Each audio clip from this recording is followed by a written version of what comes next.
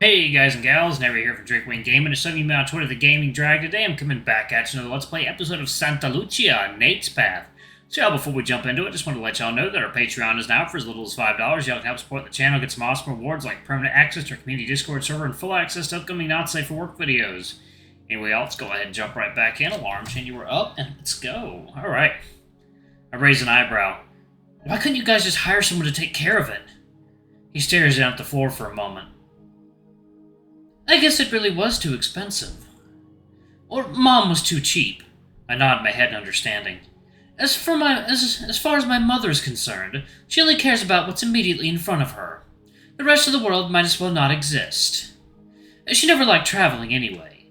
There's no reason to never take trips, though. By this point, we've climbed up to the first floor. That's why I want to become an actor. He twirls around in place, then strikes a pose. If I make it big, maybe I'll be able to see the world like I always dreamed about. I can't help but smile with him. Spending time with Nate is really nice. I feel my stomach flutter up. Thanks for listening, Ben. It's almost enough to distract me from the pain in my back. You know, in spite of everything that happened today, I'm glad you were there. You really mean that? He stands there looking positively thrilled by my words. Yeah, I do. A lot's been happening in my life lately. It's nice to know I have someone I can talk to. Oh, thank you, Ben. I feel the same way about you. My heart skips a beat. The fox looks away from me, clearly trying to hide a blush. Well, I don't want to keep you up too late. All right. It was nice talking with you today, Ben. Same. He starts backpedaling down the hall. Good night. Good night, Nate. He gives me one last theatrical wave before turning around. I watch as he disappears in the other stairwell chamber at the end of the hall. As for me, I make my way up to the stairs on this side of the third floor. Ouch! The pain in my back grows worse the higher I climb. Instead of going to my room, I make a detour to the bathroom so I can check this out in the mirror. The sound of the running showers echoes from around the corner. I walk up to the long line of faucets and pick one that's out of eyesight from the hall. Making sure the coast is clear, I turn just enough so I can see my back in the mirror, then lift my shirt up. What the? It's very faint, but when I run my fingers across the spot that's in pain, I notice there's a gap in the fur. Spreading it apart and running a finger down it, it feels distinctly like a scar? My blood runs cold. This wasn't here before. I definitely would have known if I had a scar this deep on my back. Judging by the length and the amount of damage it seemed to result from, I think I might have been stabbed? The hell? Did I get in a knife fight when I was younger and can't remember it? When would that have even happened? Why would I even be in a situation like that? There you go. Water time.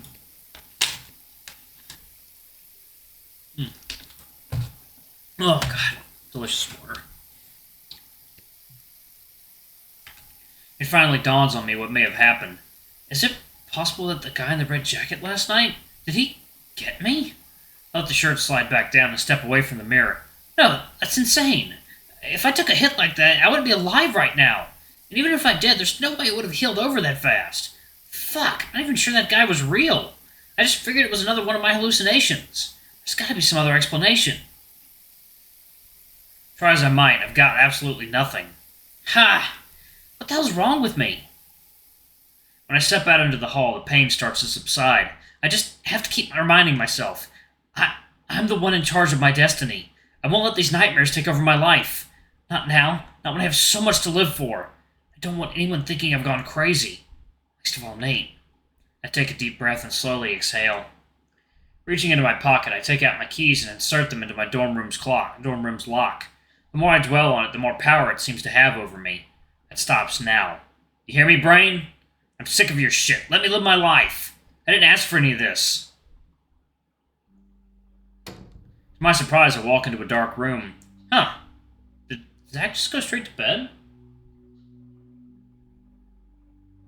Zach, are you in here? Wait a couple moments for a response. I flip the light switch on. Zach?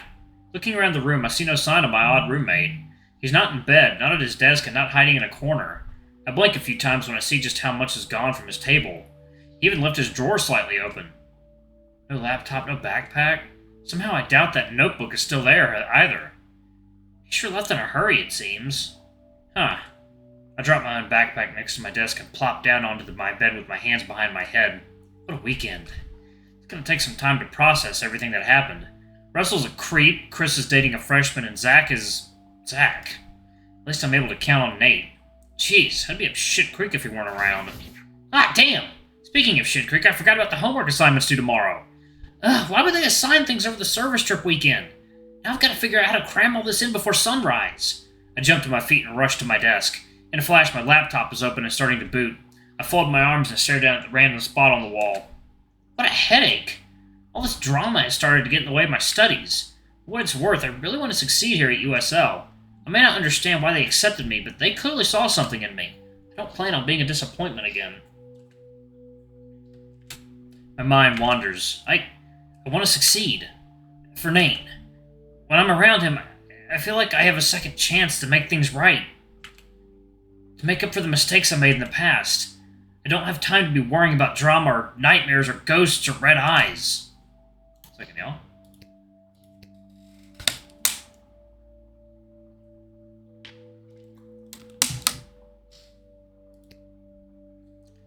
Or whatever the hell Zach seems to be up to. I need to just focus on myself. The president's death is a tragedy for sure, but it's not like she was an integral part of my life. Hell, I thought she was creepy as shit. Think about that hooded figure I encountered in the woods last night, and shake my head. No, just a figment of my imagination. All these reports of a serial killer have started to mess with my brain. I'm projecting my own insecurities onto the world around me. It was still a bad situation to be in, though. If Zach wasn't out there, too, I might have gotten lost. Ha! I unconsciously feel the area below my shoulder blade again. Where did this... Huh? As I'm rubbing past the place the scar was earlier, everything feels normal. Like it was never there at all. The computer finally finishes booting up. I try to take my mind off it by opening my word processor. Okay, a full summary of the last few chapters for world literature. Easy enough, I suppose. I realize the pain is completely gone, too. Was it just another hallucination? I sure seem to be having a lot of those lately. I don't have the patience to deal with this shit. As long as I'm careful, I shouldn't be in any danger. It's probably my feline instincts getting the better of me, but I'm a rational creature. I'm perfectly safe in Santa Lucia as long as I'm not doing anything stupid. Besides, I have all sorts of people looking after me. Campus security, my professors, Nate. Yeah, I want to be a better person for him. I think Nate deserves to see the best Ben I can offer. With my newfound resolve, I feel my stomach flutter at the thought of him. If anyone's gonna get me through my time at USL, it's him. I wonder if he feels the same about me. I type away on my keyboard into the night. As long as Nate is around, I feel like I'm gonna make it through this just fine. September 10th, 2018. Chapter unlocked. Nice. After having lunch together following literature class, Nate and I exit the UC and make our way toward the psychology building. And that's when my professor announced we're going to be putting on a play next month. That's awesome, Nate. Your drama class seems to move pretty fast if you're already planning a big production like that. I spend a moment to think about the various assignments I've been getting for my journalism class. Then again, maybe that's just how things are here. I'd say we're all relatively advanced, darling, so we're more than up to the task. Oh, I can't wait. The audition process is going to start soon. Do you know which play you're working on? He wags a finger in front of me. It's a secret. Secret to me or to you? What's with all the people gathering over there? He changes the topic right from under my nose. Follow the direction he's pointing in. You know, water time. And we're back, y'all. Alright. I don't know. Could it be something related to Dr. Hernandez? I thought I heard some students talking about her while we were eating. Makes sense to me. I wonder what it is. I shrugged my shoulders. She must have been really well liked, since a table of 12 girls were crying while reminiscing about her behind us. I wish I could sympathize, but I don't think I ever felt anything more for the president besides general apathy or low-key fear. We'll probably find out later. I don't know what it is about her, but she gave me the creeps. I can't be the only one who found her a bit strange, right? Maybe. We continue our journey to the Fresh Sim lab. All the while, Nate tells me about how excited he is about the upcoming play. With how dramatic everyone's been about the news, it's nice to be around someone who puts my nerves at ease. The last Yak Racer. And that's about it for today, I think. In one motion, Chris closes the manual in front of him. I stretch out in my chair. Can we pack our things? It is like you race to be the first one to leave, Panda. I can't help it if I have a life and you don't, bro. Carlos stares at him but doesn't say anything. I roll my eyes and do my best to ignore their incessant bickering. Guys, can we stop fighting? I know exactly who could have diffused the situation quickly. Fresh Sim isn't going to be the same without Russell here to balance it out. Not that I'm surprised he isn't here after everything that happened. Don't forget we're meeting in the computer... Don't forget we're meeting in the computer lab the computer science building on Friday for our next project. It hasn't been cancelled? As far as I know, no. The mentors are still in shock about Dr. Hernandez, but the faculty... God, I keep messing up that accent. I'm sniped. Okay. The mentors are still in shock about Dr. Hernandez. The faculty has assured us that it won't disrupt our plans. That'd be best, I think. Still, I feel like shrugging off something like this isn't right. Oh, that reminds me. Chris suddenly yelps, almost making me jump out of my chair. Goodness, I almost forgot to tell you guys. Some of you may have already heard, but there's going to be a vigil for Dr. Hernandez starting in about half an hour. Where at? Arcadia Field. I was already planning to attend. Really? This is the first I've heard about it. That's probably what that crowd of people Nate and I saw were up to. Mind if I join you? If you must. Ooh, I want to come too. Eh? I'm shocked out of my half paying attention state when Nate chimes in. Oh, we should make this a group thing. This is not a party. I notice Brian is fidgeting in his seat beside me. Sounds like a waste of time.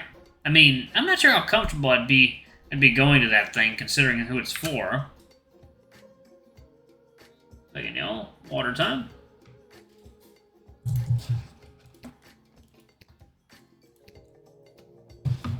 Well, attendance isn't required, but not showing up would be really disrespectful, huh?